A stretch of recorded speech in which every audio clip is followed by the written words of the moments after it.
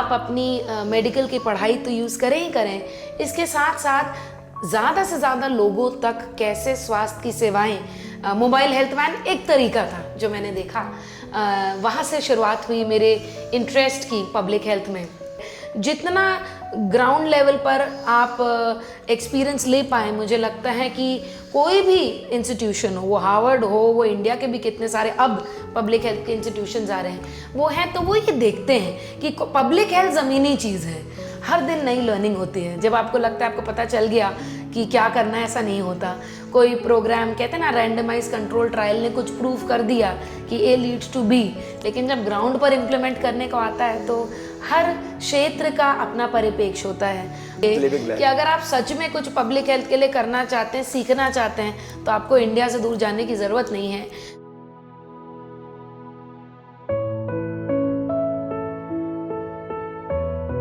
हमारे साथ एक नारी शक्ति बैठी हुई है, उनसे हम मिलवाएंगे और खास तौर से जो बातचीत करेंगे वो पब्लिक हेल्थ पे बातचीत करेंगे, लोगों के जन स्वास्थ्य पे बातचीत करेंगे, आपकी बातचीत करेंगे, मूलभूत समस्याएं जो देश की है उस पे बातचीत करेंगे।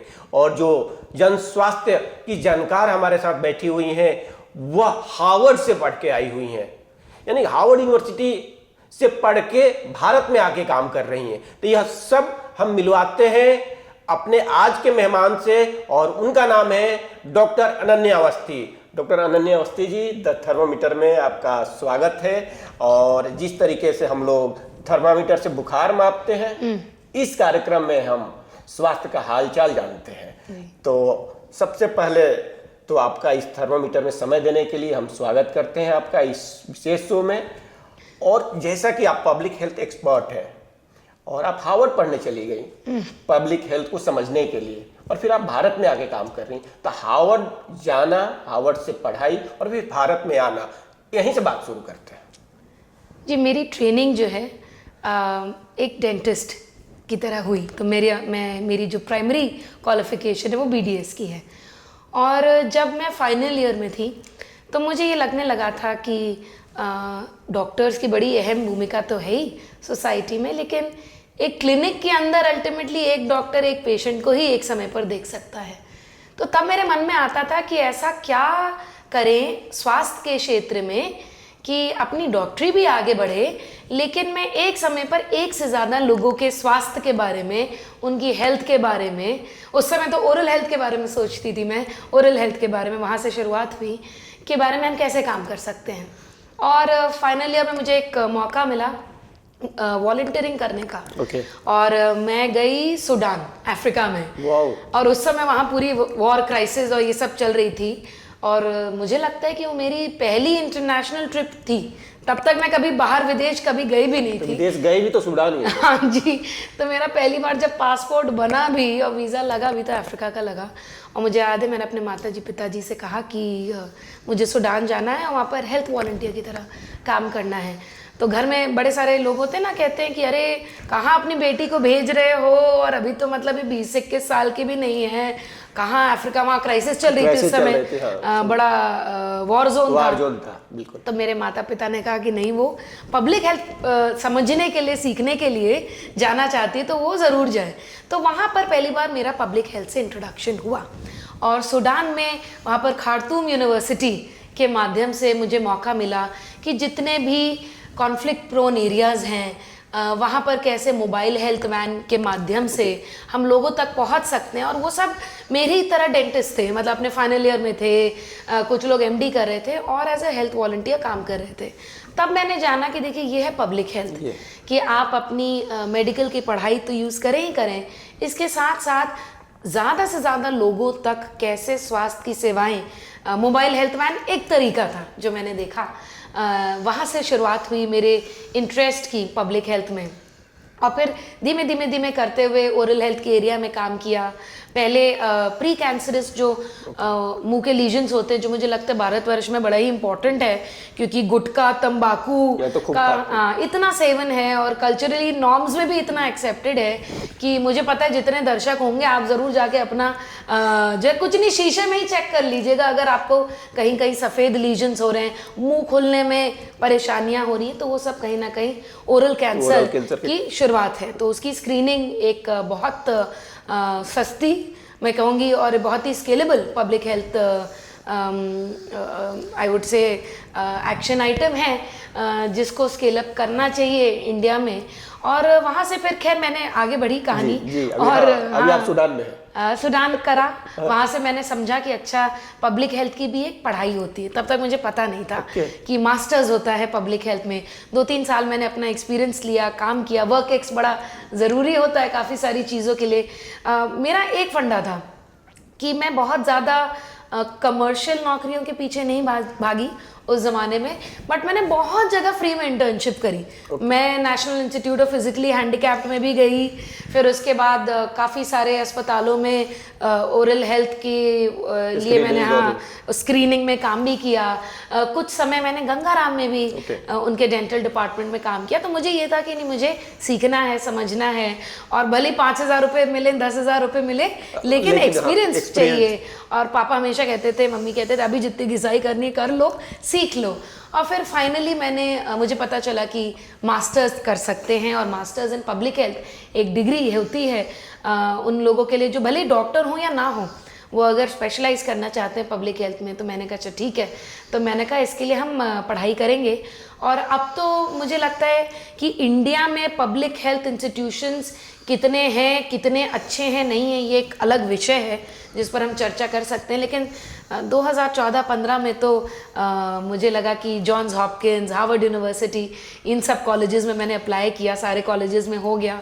और फिर फाइनली मैं हार्वर्ड यूनिवर्सिटी गई, GRE दिया, मास्टर्स के लिए अप्लाई किया, एग्ज़ाम होता है, आपके बहुत सारे सर्टिफिकेट और वॉलंटियरिंग की भी, मतलब मुझे लगता है कि काफ़ी बार मुझसे पूछते थे तुम्हारा कैसे हो गया, तो मुझे लगता है कि बता ही दीजिए, क्योंकि जो हार्वर्ड जाना चाहते हैं, जो पब्लिक हेल्थ में इंटरेस्ट रखते हैं, तो मुझसे इतने सारे बच्चे पूछते। उसके बाद से ना 4-5 साल मेरा यही काम था कि बेटा इससे बात कर लो, ये बाहर जाना चाहती है, ये MPH करना चाहती है, तो क्या टिप है आपके पास। तो मैं सबको एक ही टिप देती थी कि टिप यही है कि आप भले डॉक्टर हैं, नहीं हैं, आपने कोई बहुत ही बड़े कॉलेज से पढ़ाई की हो या ना की हो, लेकिन अगर आप छोटे से छोटे गांव में एक अच्छी इम्पैक्टफुल सोशल वॉलंटियरिंग एक्टिविटी कर पाएँ, वो किसी हॉस्पिटल में हो सकती है, वो आपके किसी प्राइमरी हेल्थ सेंटर में हो सकती है, वो स्लम एरियाज़ में हो सकती है, जितना ग्राउंड लेवल पर आप एक्सपीरियंस ले पाएँ, मुझे लगता है कि कोई भी इंस्टीट्यूशन हो, वो हार्वर्ड हो, वो इंडिया के भी कितने सारे अब पब्लिक हेल्थ के इंस्टीट्यूशंस आ रहे हैं, वो हैं, तो वो ये देखते हैं कि पब्लिक हेल्थ ज़मीनी चीज़ है, और अगर आपका ज़मीनी एक्सपीरियंस हो तो उससे काफ़ी फ़र्क पड़ता है। मुझे लगता है कि कहीं ना कहीं वो एक रीज़न हो सकता है सिलेक्शन में। और फिर फाइनली मैंने वहाँ पर स्पेशलाइज़ किया ग्लोबल हेल्थ में, और पढ़ाई हुई। मुझसे सब पूछते थे कि हार्वर्ड में ऐसा क्या है जो कि बड़ा स्पेशल है, ऐसा क्या पढ़ा देते हैं हार्वर्ड में। तो मुझे ना याद आई, क्योंकि मेरी स्कूलिंग हुई थी, वैसे तो बचपन भर मेरी स्कूलिंग यूपी के कम से कम 10-15 स्कूलों में हुई, क्योंकि जहाँ जहाँ पिताजी जहाँ जाते थे, तो उस समय तो हम लोग को लगता था कि देखो सबके अफसरों के बच्चे इतने बड़े बड़े बोर्डिंग स्कूल में पढ़ते हैं, हम लोग को तो जो है पापा मम्मी जो है हर जिन शहरों का आपने नाम नहीं सुना हुआ है वहाँ पहुँचा देते हैं, और जब तक दोस्त बनते हैं तब तक दोस्तियाँ टूट जाती हैं, क्योंकि हाँ तब मोबाइल का भी उस तरह से मोबाइल का जमाना नहीं। मिड सेमेस्टर घुसते हैं हम लोग और हमेशा होमवर्क कॉपी ही कर रहे होते हैं कि भैया अभी इस नए स्कूल में क्या पढ़ाई हुई थी। तो वो सब भी बड़ा पब्लिक हेल्थ में काम आता है। मुझे लगता है बचपन में देखे गए मोतियाबिंद के कैंप, जब मैंने पब्लिक हेल्थ कैंप सोचा, मुझे याद है हार्वर्ड में गई थी मैं, तो मेरी प्रोफेसर ने मुझसे पूछा था कि पब्लिक हेल्थ कैंप्स कैसे होते हैं। तो जो मैंने बचपन में हेल्थ के कैंप्स देखे थे, वही मेरा जो यूपी में देखा हुआ बचपन का 90s का एक्सपीरियंस था, वो रेफरेंस का काम किया। वो रेफरेंस का काम किया कि हम बात करें ऐसे कैंप की जहाँ पर 200 लोग लाइन लगाने को तैयार हैं, एक डॉक्टर है, इतने सारे नर्सेज हैं। तो खैर आगे हम लोग जब पढ़ाई हुई, तो मुझसे जब coming back to the question कि ऐसा क्या पढ़ा, तो मुझे वही आंसर याद आता है कि जब अपना पूरे प्रदेश के, उत्तर प्रदेश के स्कूलों में पढ़ करके जब मेरे ठीक ठाक मार्क्स आ गए बोर्ड में, तो सब उस जमाने में था कि RK पुरम जाना है, DPS जाना है। हाँ, तो जो बच्चे जो है अच्छे होते थे पढ़ने के, उधर अप्लाई करते थे, जिनका सिलेक्शन होता था जाते थे। तो RK पुरम में भी सब ये पूछते थे RK पुरम में ऐसा क्या है। तो मुझे लगता है कि वो DPS RK पुरम हो, एक इंडियन इंस्टीट्यूशन का नाम है जो बड़ा एक ज़माने में टॉप पे था, या हार्वर्ड यूनिवर्सिटी हो, मुझे लगता है इंस्टीट्यूशन में पढ़ाते क्या है ये उतना स्पेशल नहीं होता है, लेकिन आपके जो सहभागी होते हैं आप उनसे क्या सीखते हैं यही सबसे बड़ी लर्निंग होती है। तो मुझे ये नहीं याद कि मैंने कितने लेक्चर्स लिए हार्वर्ड में या उससे क्या सीखा, लेकिन जो मेरे साथ के पब्लिक हेल्थ के स्टूडेंट्स थे, कोई अफ्रीका से आ रहा है, कोई ऑस्ट्रेलिया से आ रहा है, क्या क्या काम करके आ रहे हैं, कुछ सरकारी काम करके आ रहे हैं, कुछ यूनिसेफ से ईरान में काम करके आ रहे हैं, कुछ अफ्रीका में अपने हेल्थ सिस्टम्स के साथ काम कर रहे हैं, कुछ लोग इनोवेशंस, उस समय स्टार्टअप शुरू हो गए थे हेल्थ के एरिया में, कुछ अमेरिकन डॉक्टर्स हैं जो पब्लिक हेल्थ और पढ़ना चाह रहे हैं। तो मुझे लगता है वो एक बहुत ही इम्पॉर्टेंट एक्सपीरियंस था समझने के लिए। पूरी दुनिया उससे ये भी दिमाग खुला कि पब्लिक हेल्थ कितने का दायरा कितना बड़ा है, और कितना बड़ा है, कितना कि उसमें आपके हेल्थ के सेक्टर में जो स्टार्टअप कर रहे हैं वो लोग भी हैं, जो सरकार के साथ काम कर रहे हैं वो भी हैं, जो एनजीओ में काम कर रहे हैं वो लोग भी हैं, जो डॉक्टर्स हैं और अपनी सैटरडे संडे जब फ्री मिल रहा है तब फ्री में हेल्थ कैंप करें वो भी पब्लिक हेल्थ है। तो उससे एक बहुत बड़ा मेरा दायरा खुला कि पब्लिक हेल्थ कितनी बड़ी चीज़ है। तो वहाँ से पढ़ी और अब पब्लिक हेल्थ एक्सपर्ट आप हैं। एक्सपर्ट मैं बड़ा डरती हूँ इन शब्दों से। पब्लिक हेल्थ में क्या है ना कि हर दिन नई लर्निंग होती है। जब आपको लगता है आपको पता चल गया कि क्या करना है, ऐसा नहीं होता। कोई प्रोग्राम कहते हैं ना रैंडमाइज कंट्रोल ट्रायल ने कुछ प्रूव कर दिया कि ए लीड्स टू बी, लेकिन जब ग्राउंड पर इम्प्लीमेंट करने को आता है तो हर क्षेत्र का अपना परिप्रेक्ष्य होता है। वही स्वास्थ्य का कार्यक्रम को बिहार में कैसे इम्प्लीमेंट करना है वर्सेस केरला में कैसे इम्प्लीमेंट करना है इतना अलग होता है, यूपी में कैसे करना है कितना अलग है, वो वेस्टर्न यूपी में भी कैसे करना है, परिवेश। क्योंकि इम्प्लीमेंटेशन रिसर्च में मैंने यही सीखा है कि कोई भी प्रोग्राम, कोई भी स्वास्थ्य कार्यक्रम परफेक्ट नहीं होते, उनको आपको कंटिन्यूसली करके जैसे इम्प्रोवाइज करना हो वो आप ऑन द गो ही सीखते हैं। एंड ये सोच लेना कि कोई हमने हेल्थ का कार्यक्रम शुरू कर दिया और वो बड़ा अच्छे से चल जाएगा, ऐसा ज़रूरी नहीं है। नहीं, जैसा कि मैंने कहा कि आप पब्लिक एक हेल्थ एक्सपर्ट है, बहुत से हमारे दर्शक जो गांव में या बाकी जगह पे रह रहे होंगे तो ये उनके लिए तो अपने आप में एक नया शब्द है। हाँ। वो डॉक्टर के बाद पब्लिक हेल्थ एक्सपर्ट भी सुन रहे हैं और ये द थर्मामीटर में ये पब्लिक हेल्थ एक्सपर्ट कौन आ गया, जन स्वास्थ्य विशेषज्ञ कहाँ से आ गए, ये क्या है। हाँ। तो सामान्य भाषा में जो आम लोग हैं, अगर मैं कहूँ कि आप पब्लिक हेल्थ एक्सपर्ट से सुझाव लीजिए या उनसे समझिए, हाँ। तो क्या समझेंगे और पब्लिक हेल्थ का जो व्यापकता है, जो दायरा है, उसको किस नज़र से, किस तरीके से आप देख रहे हैं? देखिए, जन स्वास्थ्य, पब्लिक हेल्थ, यस, बहुत सिंपल टर्म्स में जब आपको बीमारी हो जाए तब आप किसके पास जाएंगे? डॉक्टर के पास। वही एक्सपर्ट है। जब बीमारी हो गई, जब पानी सर से ऊपर निकल गया। लेकिन पब्लिक हेल्थ के जो विशेषज्ञ हैं, जो जन स्वास्थ्य के लिए काम करते हैं, वो कोशिश करते हैं कि आपको बीमारी ना हो। तो पब्लिक हेल्थ की असली डेफिनेशन ये है कि वो बच्चे का स्वास्थ्य हो, माँ का स्वास्थ्य हो, डायबिटीज़ हो, हाइपरटेंशन हो, प्रेगनेंसी पर केयर हो, साफ पानी का आपके स्वास्थ्य पर क्या फ़र्क पड़ रहा है या गंदी हवा से आपके कैसे फेफड़े खराब हो रहे हैं, ये सब जन स्वास्थ्य के दायरे में आता है। तो जन स्वास्थ्य क्या है? समझ लीजिए जन स्वास्थ्य अपस्ट्रीम एक काम है। नल के ऊपर, टैप के ऊपर वाली टंकी है कि नीचे नल में पानी कैसा आए, ये टंकी कितनी साफ है या कितनी भरी हुई है, उस पर डिपेंडेंट है। तो मुझे तो लगता है कि बहुत हद तक मेडिकल सेवाएं भी टेक्निकली पब्लिक हेल्थ के अंदर ही आती हैं। और पब्लिक हेल्थ के स्टेक होल्डर्स कौन होते हैं? पब्लिक हेल्थ के स्टेक होल्डर्स हैं सरकार, हम जिस देश में रहते हैं। आपने पिछला वो प्रश्न पूछा कि हार्वर्ड में क्या हुआ और वापस कैसे इधर आ गए, तो मुझे याद है, मैं वापस बात उधर ले जाती हूँ कि हाँ, कि ये भी समझाने के लिए कि पब्लिक हेल्थ इंडिया में क्यों स्पेशल है। मुझे याद है सब लोग जॉब के लिए अप्लाई कर रहे थे और अब तो ट्रम्प जी की वजह से लोग बड़ा डर डर के और पैर फूक फूक करके, हाँ, अब तो रिवर्स ब्रेन गेन का समय आ गया है। लेकिन उस समय मुझे याद है जो बाहर पढ़ने जाता था ये सोच के जाता था कि भैया बाहर नौकरी लग जाए। तो सब लोग जब छोटा सा 1 साल का प्रोग्राम होता है मास्टर्स का, तो कहाँ ख़त्म हुआ पता भी नहीं चला और सब जॉब के लिए अमेरिका में अप्लाई करने लगे।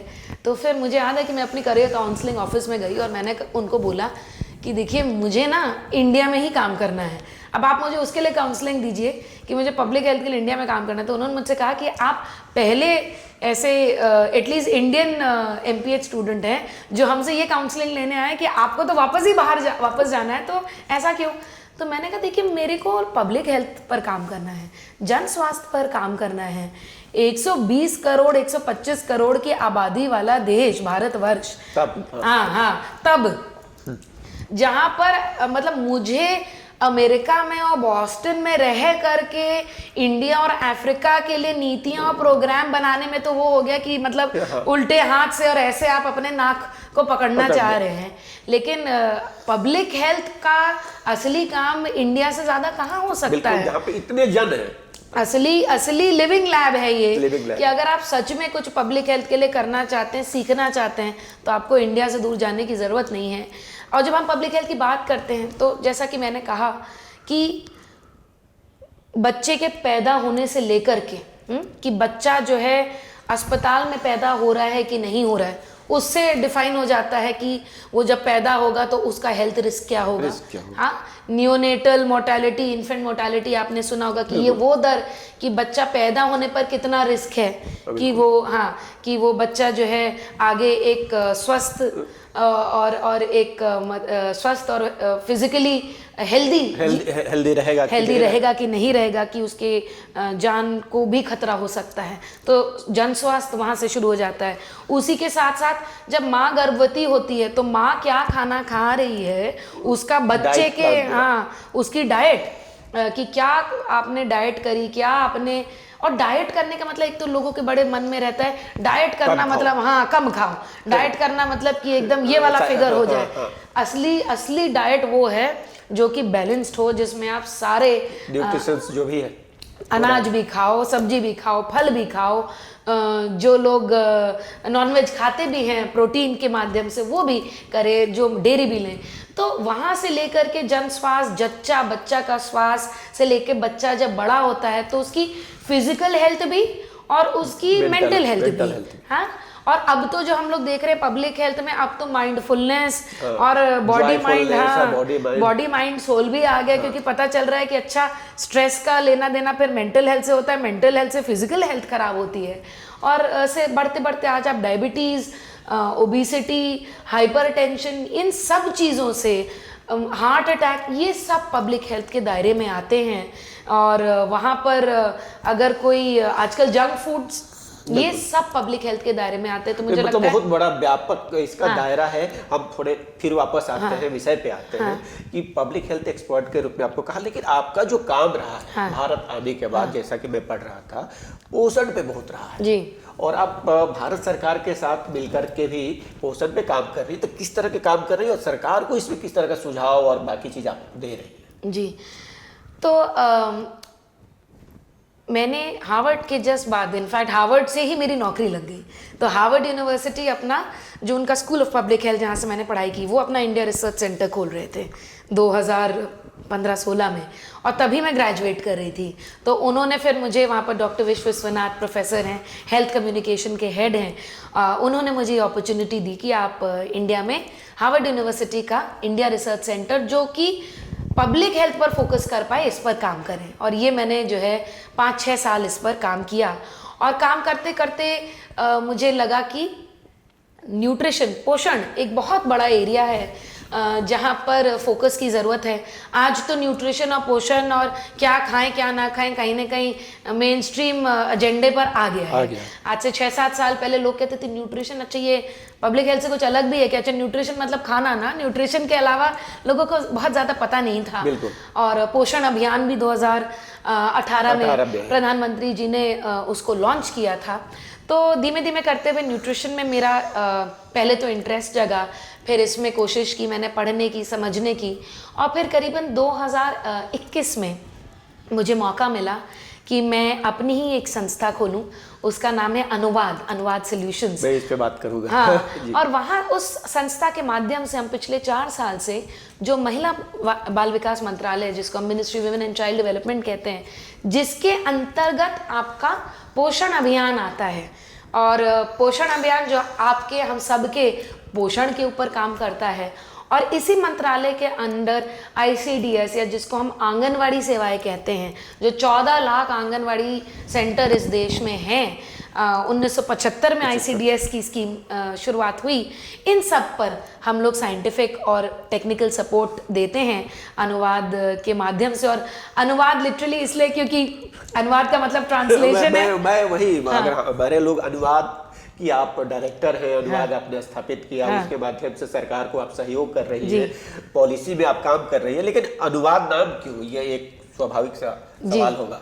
जी, मैंने जो मेरी अर्ली जर्नी रही पब्लिक हेल्थ में, और स्पेशली हार्वर्ड सेंटर के माध्यम से मैंने बहुत सारे सीनियर जो प्रोफेसर्स थे हार्वर्ड के, उनके साथ काम करने का मौका मिला, रिसर्च को बहुत पास से देखने का मौका मिला। और दूसरे ही तरफ मैं देखती थी सरकारी प्रोग्राम कैसे चलते हैं, बहुत सारे CSR के भी कैसे प्रोग्राम चलते हैं।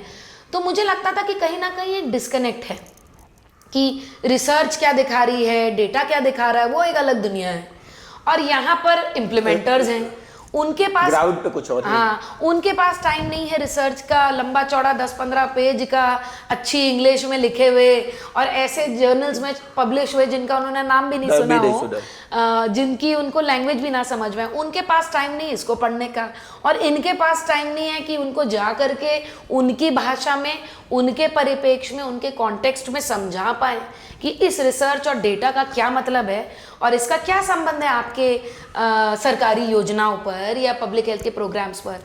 तो मैंने उस समय अपने प्रोफेसर विश्वनाथ जी के माध्यम से जाना कि नॉलेज ट्रांसलेशन एक बहुत बड़ा एरिया है जो कि यहाँ पर है, इन चीज़ों के बीच में है कि हम कैसे, जो इतनी रिसर्च है, जितना डेटा है, जितनी हम कहते हैं ना साइंस है, उस साइंस को हम कैसे ट्रांसलेट कर सकें, कैसे अनुवाद कर सकें कि वो एक अच्छे इफेक्टिव प्रोग्राम या कोई पॉलिसी नीति में ट्रांसलेट हो सके।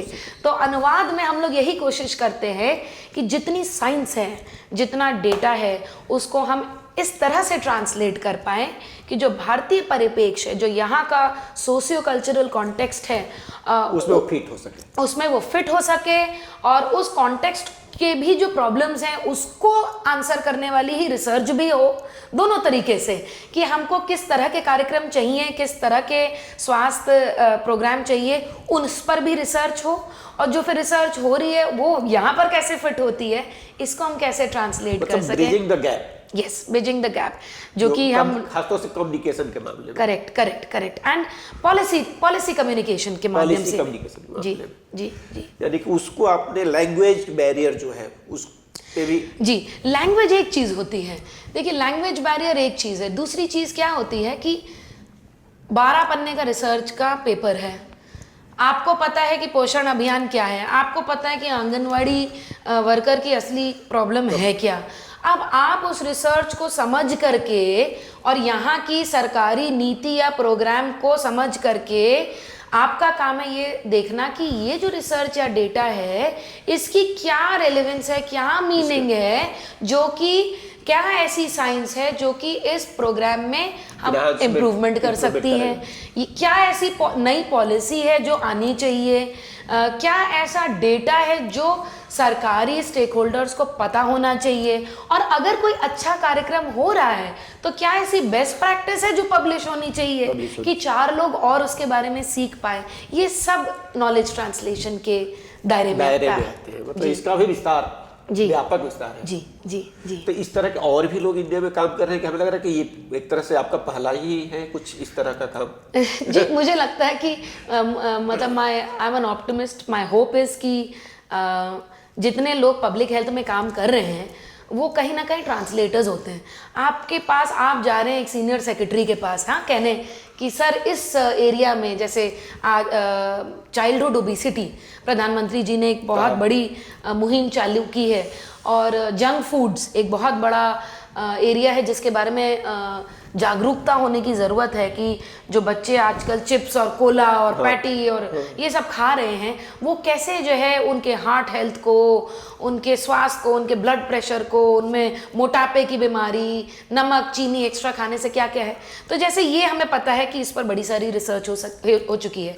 अब आप जा रहे हैं एक सेक्रेटरी के पास, जिनके पास सिर्फ मात्र 5 मिनट है आपकी बात सुनने के लिए। तो नॉलेज ट्रांसलेशन क्या है कि आप 5 मिनट में जितनी इसमें रिसर्च, साइंस और जो डेटा pointers है, हैं। हाँ, जो पॉइंटर्स हैं उसको आप फटाफट ट्रांसलेट करके, क्रिस्टलाइज करके, उसका सार निकाल करके, Capsule form हाँ, में। कि सर ये पोषण अभियान में कहाँ फिट हो सकता है, इस पर क्या नीति बन सकती है, इस पर क्या ट्रेनिंग हो सकती है, इस पे जन जन तक, जनमानस तक, पंचायतों में कैसे अवेयरनेस जा सकती है, ये ट्रांसलेशन का काम है। तो मुझे लगता है हर आदमी जो पब्लिक हेल्थ में काम कर रहा है वो कहीं ना कहीं ट्रांसलेशन कर ही रहा है साइंस का इनटू एक्शन। बिल्कुल, ये तो अनुवाद की बात हो गई। फिर हम पोषण पे बात कर रहे थे, आपने बच्चों के पोषण की बात की, तो खास तौर से जो गांव घर के जो लोग हैं और जो सामान्य लोग हैं, अभी भी बच्चे कुपोषित रह रहे हैं, ठीक से भोजन नहीं कर पा रहे हैं। तो ये जो कुपोषण है, मैं पोषण की बात हो रही है, मैं कुपोषण पे आपको लेके आना चाहता हूँ। ये कुपोषण क्या है और इससे कैसे निजात मिले? अगर हम घर में हैं तो कैसे अपने बच्चों का ख्याल रखें? ये सामान्य लोगों के सवाल हो सकते हैं। एकदम।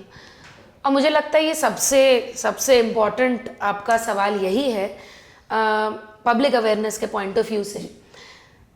देखिए, बच्चों में कुपोषण एक ऐसा एरिया है जिसके बारे में हर घर को पता होना चाहिए, हर माँ को नहीं, हर पिता को भी पता होना चाहिए।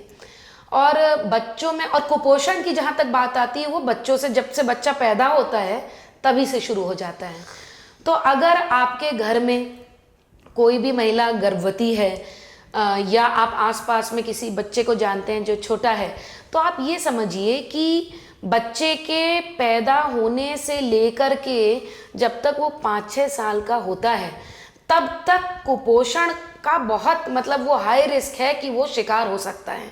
जब NFHS का जो एक हेल्थ मिनिस्ट्री के माध्यम से जो सर्वे होता है देश भर में, जब वो लास्ट हुआ और उसमें पता चला कि हर तीसरा बच्चा इस देश का, और मैं यहाँ पर शहर और गांव की में अलग नहीं बात कर रही हूँ या किसी यहाँ तबके की बात नहीं कर रही हूँ, मैं ओवरऑल इंडिया के बारे में बात कर रही हूँ कि अगर 100 बच्चे हैं एक रूम में तो कम से कम 33 बच्चे उसमें से अंडर न्यूट्रिशन या कुपोषण के शिकार हैं।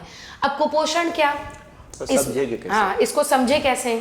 कुपोषण में 2-3 बातें आपको जाननी चाहिए। और स्पेशली एक तो कि अगर घर में बच्चा पैदा हुआ है या माँ गर्भवती है, तो पहली चीज़ तो ये है कि गर्भवती महिला को ज़रूर अपने आशा वर्कर या अपनी आंगनवाड़ी वर्कर से जानना चाहिए, पूछना चाहिए कि जब मैं गर्भवती हूँ तो मुझे अनीमिया की एक प्रॉब्लम है। सबसे बड़ी प्रॉब्लम आजकल महिलाओं में आती है अनीमिया की। तो हम बच्चों में जाने से पहले महिलाओं पर आते हैं, क्योंकि महिलाओं को, जिन माँओं को अनीमिया होता है वही बच्चे भी अनीमिक पैदा होते हैं। तो NFHS का डेटा दिखाता है कि हर दूसरी महिला अनीमिक है। मतलब कि आप सोच लीजिए, अगर कोई महिला ये सुन रही है कि आपकी अगर 10 दोस्तें हैं तो कम से कम 4-5 को अनीमिया, या जिसको हम खून की कमी कहते हैं, मतलब कि आपके शरीर में हीमोग्लोबिन कम है, तो इसको कैसे जाने?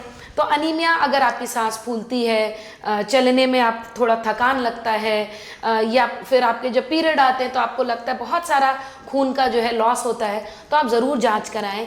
और बहुत ज़्यादा पैसे नहीं लगते हैं, ब्लड टेस्ट कराएं और किसी डॉक्टर से मिले या अपने प्राइमरी हेल्थ सेंटर पे जाए, क्योंकि अब स्वस्थ नारी सशक्त परिवार भारत सरकार का पूरा कार्यक्रम चलता है। तो आपको पता चल सकता है कि क्योंकि अनीमिया से बहुत सारी बीमारियां होती हैं, खून की बीमारियां, हार्ट की बीमारियां, और जो गर्भवती महिलाएं होती हैं अगर वो अनीमिक होती हैं, उनमें खून की कमी होती है, तो ऐसा देखा गया है, रिसर्च दिखाती है कि जो बच्चा भी आपके पेट में वो भी अनीमिक होगा। और बच्चों में तो अनीमिया दिखाया है कि वो आप में दिमाग की भी कमजोरी कर सकता है।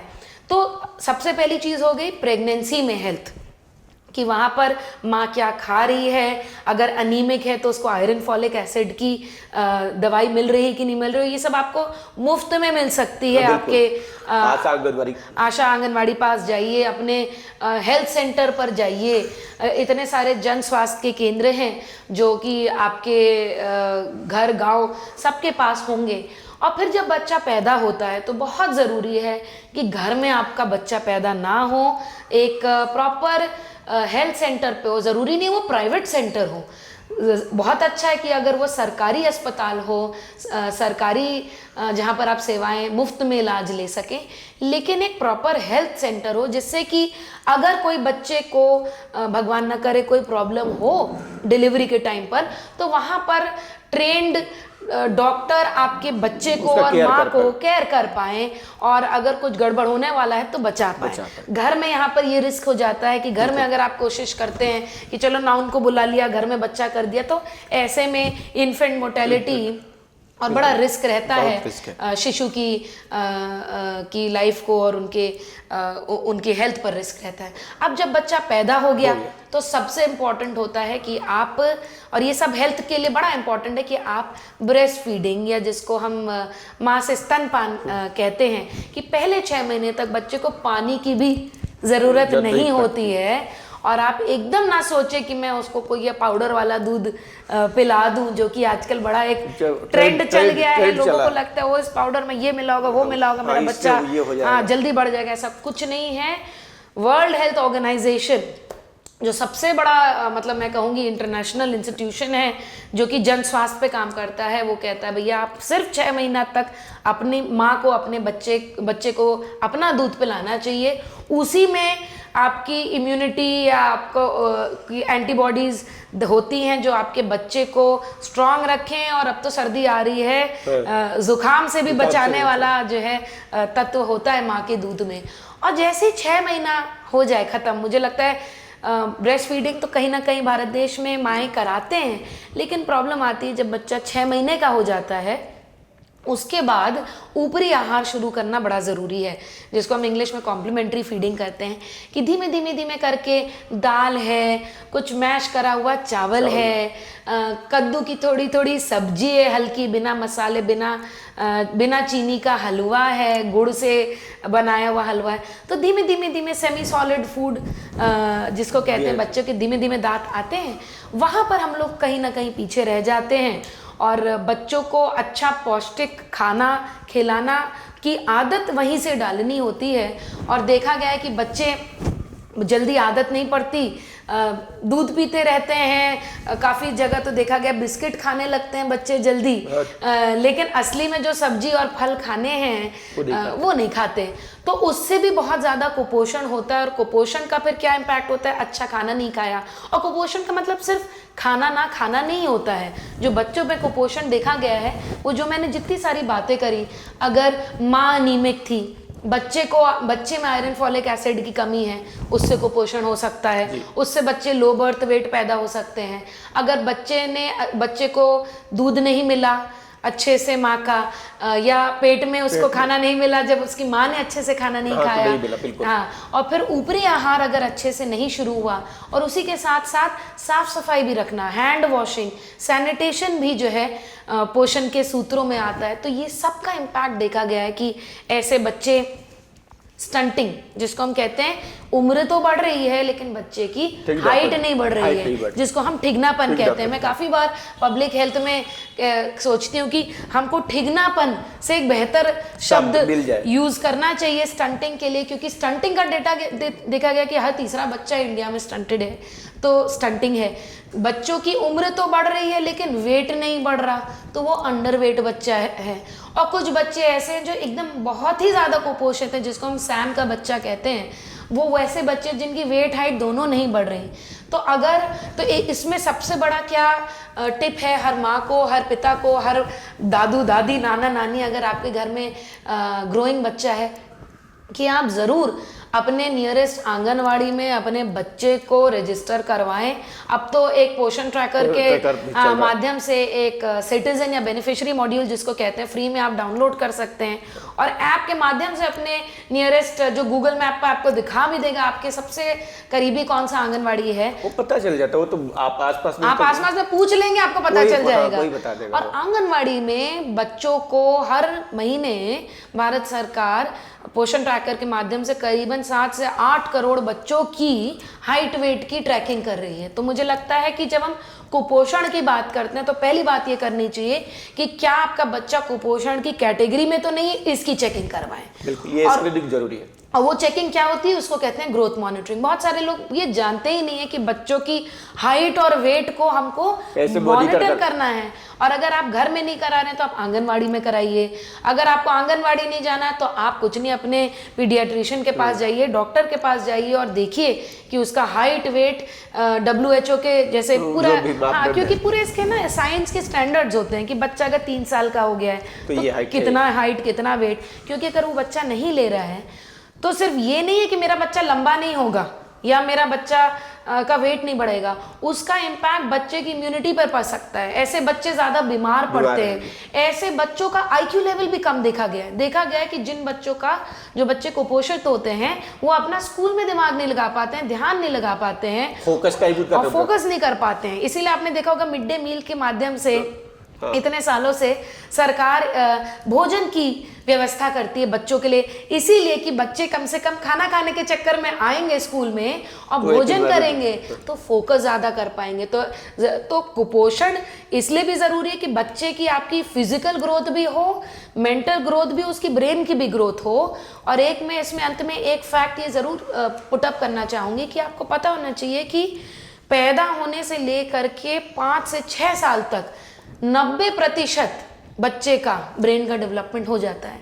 हम लोग हजारों लाखों रुपए बच्चे की पोस्ट ग्रेड और उसमें तो खर्च करते हैं। शुरू के जो 5 साल है, 5 से 6 साल है, जिस समय सबसे ज्यादा उसी में ब्रेन डेवलपमेंट होता है। तो उस समय आपके बच्चे ने क्या खाया, कितनी आपने साफ सफाई रखी, कितनी उसकी इम्यूनिटी स्ट्रांग रही, कितनी उसकी हाइट वेट जैसे जिन मापदंड से बढ़नी चाहिए, कितना ऐसा हुआ, उसी से उसकी जो लॉन्ग टर्म। और अब तो जो रिसर्च आ रही है वो दिखा रही है कि आपके बच्चे को अगर आप बहुत जल्दी से ही जंक फूड की आदत डाल देंगे तो ऐसे बच्चे जो जंक फूड 3-4 साल 5 साल की उम्र में चिप्स और चॉकलेट की जिनको आदत पड़ जाती है, बाद में जाकर के वही बच्चे मोटापे का उनको शिकार होना पड़ रहा है, BP की भी प्रॉब्लम। कहीं ना कहीं 5-6 इयर्स में जो एक फाउंडेशन कहते हैं ना, फाउंडेशन स्टोन लग गया तो प्रोडक्ट भी फिर वापस बाहर में जाके ऐसे निकलते हैं। अभी के समय में इस तमाम बातों के बीच में एक बात ये भी है कि बिना मोबाइल लिए आज के बच्चे नहीं खा रहे। हाँ, ये देखिए, ये एक बहुत बड़ी समस्या। और अब तो मुझे लगता है कि मतलब ये पेंडेमिक की तरह बढ़ रहा है। एकदम, मैं इसको पेंडेमिक की तरह देख रहा हूँ एकदम। देखिए, ये एकदम आपने अच्छी बात बोली। और मुझे तो लगता है कि एज अ न्यूट्रिशन में, क्योंकि हम लोग स्पेशलाइज करते हैं, पोषण पर ही काम करते हैं। मैं खुद एक माँ हूँ, मेरा बच्चा 2.5 साल का है। और उस कोई नीति बनाना, कोई कार्यक्रम बनाना, आपने सरकार के लिए कोई कम्युनिकेशन का कैंपेन बना दिया, लेकिन आप जब खुद माँ होते हो तब आपको खुद आटे दाल का भाव पता चलता है कि बिल्कुल। कहना एक चीज़ होती है और बच्चे को पौष्टिक खाना खिलाना बिना टीवी और स्क्रीन दिखाए एक अलग मेहनत का काम है। बिल्कुल। तो देखिए, ये एक बहुत बड़ी प्रॉब्लम है, सिर्फ इंडिया में नहीं, बाहर भी, कि आजकल यही हो गया है कि बच्चा बैठा हुआ है, सामने स्क्रीन चल रहा है और माँ है या दीदी है उसको, और वो जो है उसको चम्मच से खाना खिला रहे हैं। तो देखिए, हुआ क्या है कि अभी तक पापा लोग तो काम पे जाते ही थे, अब मम्मी लोग भी काम पे जाते हैं, समय हो गया है कम। अच्छा, पहले दादू दादी नाना नानी होते थे जो कि आगे पीछे घूम घाम करके, मुझे याद है हम लोग जब छोटे थे तो हम लोग खाना नहीं खा रहे हैं, अच्छा हम लोग जो है साइकिल चला रहे हैं छोटी छोटी, और दादी नानी बैठी हुई है कि चलो बेटा अब तो पेट्रोल खाने का टाइम आ गया। इस तरह के, खाना नहीं खा रहे, मम्मी बैठी हुई 2 घंटा बैठी हुई, चलो तुम्हें दाल चावल की कहानी सुनाते हैं। और ऐसे मम्मी ने हम लोग को दाल चावल खिला देती थी। तो बच्चे को खाना खिलाना एक बहुत ही पेशेंस का काम है, और इसमें बहुत प्यार, बहुत पेशेंस और बहुत सीख भी जुड़ी हुई है। और मैं तो सारी माओं को, मुझे तो लगता है फादर्स का भी रोल होना चाहिए। जो माएँ देख रही हैं, फादर्स को भी बोलना चाहिए, अच्छा चलो आज संडे है, आज आप खिलाएंगे, है ना, आज आप अंडा खिलाएंगे। तो मैं तो अपने हस्बैंड को बोल देती हूँ। तो हम लोग ने अपने जो अंडा है उसका नाम रखा है पापा केक, कि पापा ही खिलाएंगे अंडा, क्योंकि मैं अंडा खाती नहीं, तो मैं बोल देती पापा केक है ये। तो मुझे लगता है कि खाने को मील टाइम इमोशंस के साथ जोड़ के ही आप खिला पाएंगे। एकदम, आप इमोशन, क्योंकि बच्चा उससे पेशेंस सीखता है। और दूसरी चीज़ और है कि बड़ा आसान है कि आपने कुछ कार्टून चला दिया और बच्चे को ये ब्राइब दे दी कि बेटा तुम्हें टीवी दिखाएंगे, तुम बस खाना खा लो। अब तो ये रिसर्च आ रही है माइंडफुल ईटिंग की भी, कि क्या सोचकर किस मेंटल स्टेट में आपने खाना खाया है। और बच्चे ऑफ कोर्स जो स्क्रीन देख रहे हैं कहीं ना कहीं सबकॉन्शियस में उनके स्ट्रेस घुस ही रहा है। ये सब का फ़र्क पड़ता है कि आप किस एनर्जी से बच्चे को खाना खिला रहे हो, बच्चे के तन मन में कितना लग रहा है। और इसमें मुझे लगता है कि बच्चों की उतनी गलती नहीं है जितना ज़्यादा मेहनत माँ बाप को करने की ज़रूरत है कि आप टाइम निकालें, पेशेंस निकालें और खाना खाने को नो स्क्रीन टाइम ही रखें। क्योंकि देखिए जिस समय में हम लोग रह रहे हैं, कोई बोले कि नहीं, मैंने भी मतलब हमने अपने घर में कोशिश करी कि 2 साल तक बच्चे को स्क्रीन ना दिखाएं, अपनी तरफ से ना दिखाएं। लेकिन जिस एनवायरनमेंट में बच्चे रह रहे हैं कभी ना कभी स्क्रीन देखेंगे, लेकिन खाना खाने के टाइम को नो स्क्रीन टाइम रखा जाए। डाइनिंग टेबल जो आपकी हो वहीं पर बच्चा खाना खाए, ये नहीं कि अपना अलग कमरे में खाना खा रहा है। खाना खाने को एक ऐसा मौका बनाए जिसमें सारी फैमिली आकर के बात कर रही है, खाने के बारे में बात करी कि देखो आज तुम ये वाला साग खा रहे हो, आज तुम ये वाला फल खा रहे हो, आज देखो दादी तुम्हारे लिए खीर बनाए। और खुद खाना खाने की भी आदत डालें, क्योंकि आजकल बच्चों के साथ ये भी हो गया है कि मुंह में उनके खाना डाला जा रहा है, बच्चे खाना खा रहे हैं, तो उससे बच्चों को भी इंटरेस्ट नहीं होता है। तो बच्चों को भले ही वो गंदा कर दें, भले ही उनके कपड़े गंदे हो जाएं, लेकिन बच्चे अपनी, और हाँ, चम्मच से ज़्यादा तो मुझे लगता है हम सब भारतीय हैं, और अब तो अमेरिकन ये रिसर्च कर रहे हैं कि कैसे उंगली से खाना खाने से जो है बच्चों की इम्यूनिटी और बढ़ती है। तो मुझे लगता है हम लोग अपने बच्चों को फोर्क और स्पून सिखा करके सोचते हैं वाह क्या तीर मार लिया। अपने बच्चों को सबसे पहले हाथ से ही दाल चावल और सब्जी खाना सिखाएं। ये तो बच्चों की बात है। हम लोग भी जो स्क्रीन टाइम की बात हो रही है जी पब्लिक हेल्थ में तो हम भी है ना जी, तो हम लोग कैसे सुधरे। मतलब अभी कल मैं देख रहा था, शायद आज तक पे ही बात चल रही थी, 7 घंटे स्क्रीन टाइम है जी एकदम। देखिए अब जो मैंने बोला कि मील टाइम को, खाने के टाइम को फैमिली टाइम बनाना पड़ेगा, क्योंकि अब इतनी भाग दौड़ है, मम्मी भी काम कर रही है, पापा भी काम कर रहे हैं, बच्चे भी 2 साल से जो है स्कूल जाने लग रहे हैं। तो कैसे खाना खाने के समय को, सबसे पहली चीज़, कोई अलग अलग कमरे में नहीं खाएगा, सब एक जगह बैठ करके खाएंगे। आप डाइनिंग टेबल पे बैठ के खाएं, आप चारपाई बिछा करके नीचे बैठ करके साथ में खाएं, या आप बाहर गार्डन में कुर्सी लगा करके खाएं। सबसे पहले तो साथ में खाएं, फैमिली के साथ में खाएं, क्योंकि वो एक समय मिल सकता है जहां पर आपकी फैमिली का बॉन्डिंग टाइम हो सकता है। दूसरा, मुझे तो लगता है मील टाइम को हम खाने के बारे में भी होना चाहिए चर्चा करने का टाइम, कि आज क्या नया साग बना है। अभी जैसे परसों मेरी सास मोरिंगा दे करके गई, तो मेरी जो दीदी हैं जो कुकिंग करती हैं, उन्होंने कहा कि हम आज के आपको आलू और मोरिंगा की सब्जी खिलाएं। तो पूरे लंच में ये बात चल रही थी कि मोरिंगा के क्या बेनिफिट्स हैं। फिर हमने बेटे को अपने खिलाने की कोशिश करी, फिर मेरे हस्बैंड ने बात करी मोरिंगा के बारे में, फिर ये बात हुई कि अच्छा आलू के बारे में बात करते हैं, आलू की कहानी शुरू कर दी। तो कहीं ना कहीं खाने के बारे में भी बात करें तो उससे एक ये अवेयरनेस रहती है कि हम क्या खा रहे हैं, क्या हम रोज़ आलू की ही सब्जी खा रहे हैं, क्या हम रोज़ मैगी खाना चाह रहे हैं। तो उससे कहीं ना कहीं एक माइंडफुल ईटिंग से हम खाने के बारे में बात करें।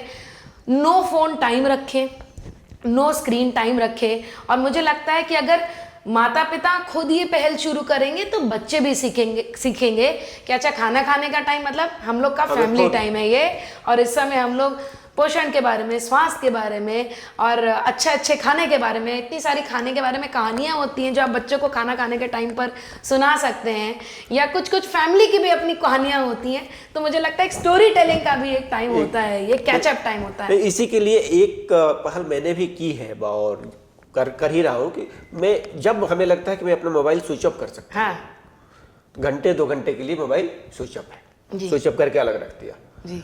तो ऐसा बीच में मैंने 1 महीने तक 8 बजे से 10 बजे तक किया।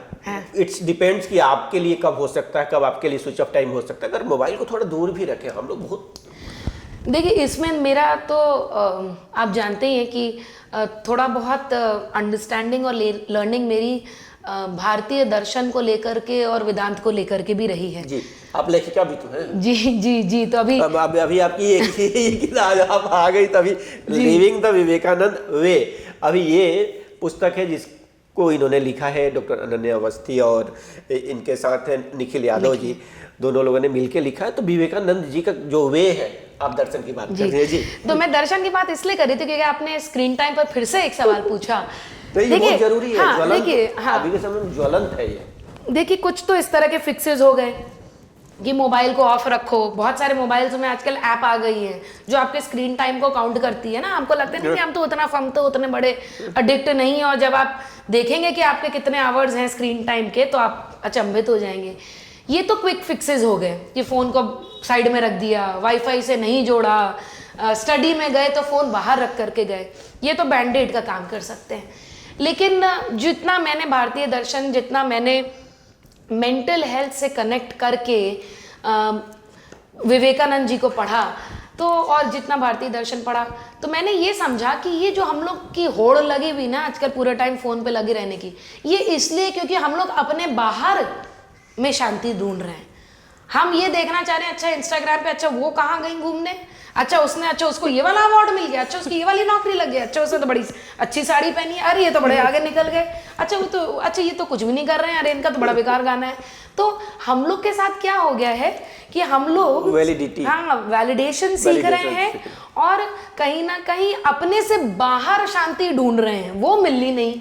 क्योंकि हजारों साल पहले जो है हमारे ऋषि मुनि इस सब पर रिसर्च करके जा चुके हैं कि असली सच्चाई, असली सुख और असली शांति, और आजकल बड़ा माइंडफुलनेस चलता है, असली माइंडफुलनेस और असली होलिस्टिक मेंटल हेल्थ तभी है जब आप अपने अंदर झांकेंगे।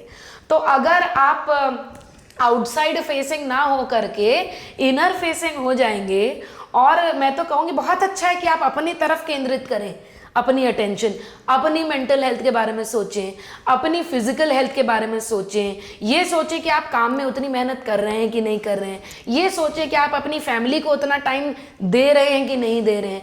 तो जितना आप अंतर्मुखी हो जाएंगे उतना ऑटोमेटिकली आपको समझ में आएगा कि क्या हम लोग ये इल्यूजन में, किस मेक शिफ्ट, मेक बिलीव दुनिया में जो है खोए रहता है। आभासी दुनिया, एकदम इल्यूजनरी दुनिया तो है। अभी वो सी केबल्स पड़े हुए ना इंटरनेट के, उस सब के एक दिन किसी दिन बंद हो जाएंगे, कोई वॉर होगी, एकदम से सब इंस्टाग्राम, ट्विटर, इंटरनेट बंद हुए ना, टिकटॉक बंद हुआ ना, मैं वही कह रही हूँ, एकदम से बंद हो जाएंगे, तब आपको लगेगा अरे आप जीरो हो गए। मुझे तो लग रहा था यही मेरी असली दुनिया, तब पता चलेगा नहीं असली दुनिया ये नहीं, असली दुनिया आपके अंदर है, आपकी कॉन्शियसनेस के अंदर। बिल्कुल, कितने दूर कितने पास, अभी एक कोई मूवी आई थी, इसमें यही दिखाया गया है कि मतलब उसके जो पिताजी हैं, पिताजी ये बोलते हैं कि हम आपको 1-1 करोड़ रुपए देंगे, आपको 6 महीने तक इस सारे गैजेट से दूर रहना है। और उन लोगों ने एक्सेप्ट किया, और उस 6 महीने में जो उन्होंने लर्निंग ली, उसके बाद उन्हें समझ में आया कि वो क्या मिस कर रहे हैं।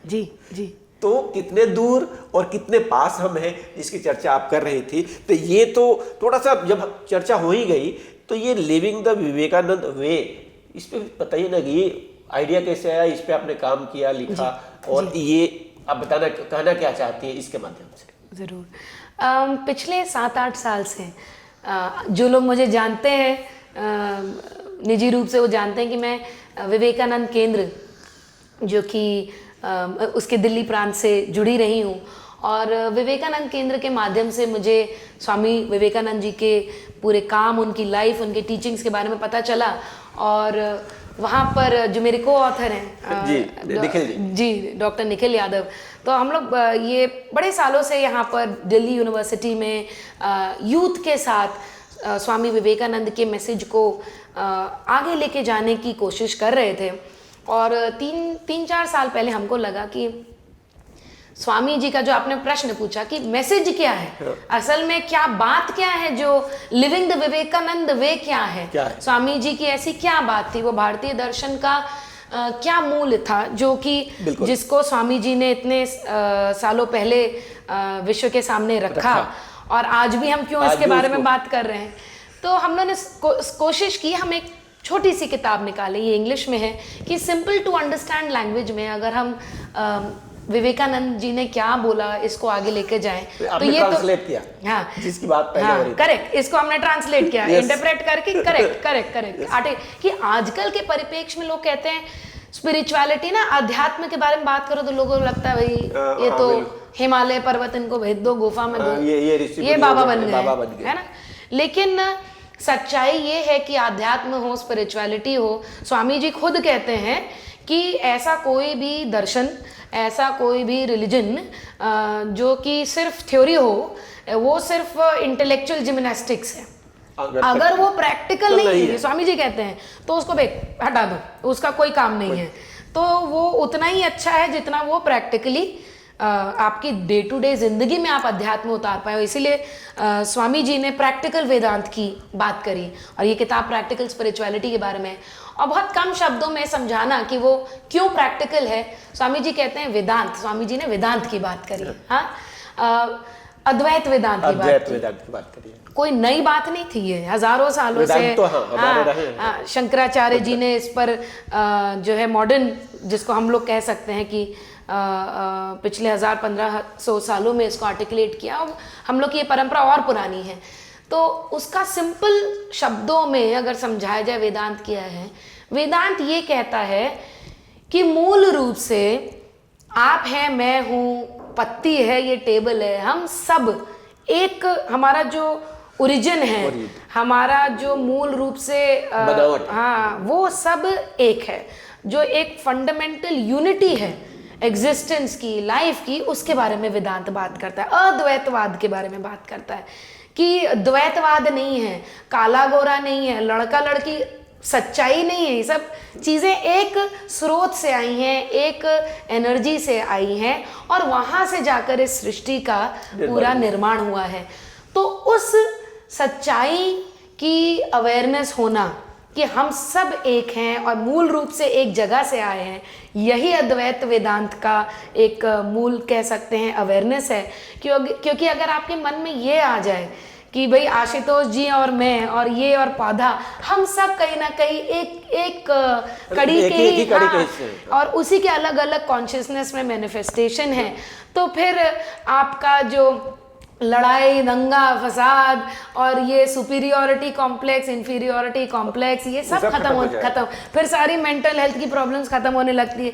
फिर आप सोचेंगे कि क्यों आप घंटों जो है स्क्रीन टाइम में बैठे रहते हैं, सब कुछ एक है, जो कर रहे हैं एकदम वो सब कंपैरिजन नहीं पड़ेगी, उसका कोई करेक्ट। तो ये विवेकानंद की बात हुई, और हमें लग रहा है कि हम लोगों ने ओवरऑल जो भारत का सार्वजनिक स्वास्थ्य है उसकी चर्चा की, पोषण की भी बात की, लेकिन अभी भी मुझे लग रहा है कि आपने जिस तरीके से बाहर के सार्वजनिक स्वास्थ्य को भी देखा है, और यहाँ पे भी आप मिनिस्ट्री के साथ आपने काम किया है, और जैसे आपने कहा कि हार्वर्ड यूनिवर्सिटी का जो सेंटर है उस सेंटर के साथ भी मिलके आपने नीतिगत काम किया है, तो मैं ये जानना चाहता हूँ कि आपका एक्सपीरियंस भारत के ओवरऑल स्वास्थ्य इकोसिस्टम, हेल्थ इकोसिस्टम जो है, पारिस्थितिकी तंत्र जो है, उसको लेकर के क्या बना है कि हम कहाँ पर हैं, और जो गैप आपको लग रहा है कि कहाँ पे अभी भी गैप है, और उस गैप को कैसे ब्रीज करना है, कैसे दूर करना है, मुझे लग रहा है इसमें थोड़ी चर्चा होनी चाहिए। एकदम।